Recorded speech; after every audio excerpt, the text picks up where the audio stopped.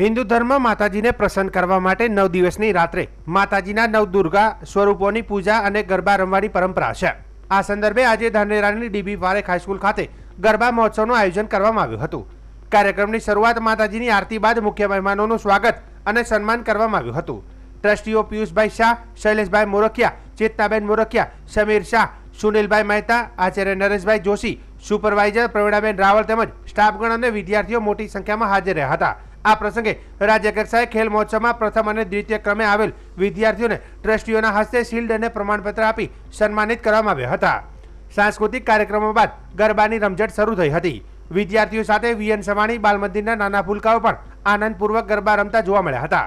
Trustee અને શિક્ષક મંડળે પણ વિદ્યાર્થીઓ સાથે ગરબાનો આનંદ માણ્યો હતો। ગરબા મહોત્સવમાં માઇક સંચાલન આયોજનનું કામ ડીએમ કણબી અને દેવાભાઈ પટેલ દ્વારા કરવામાં આવ્યું હતું।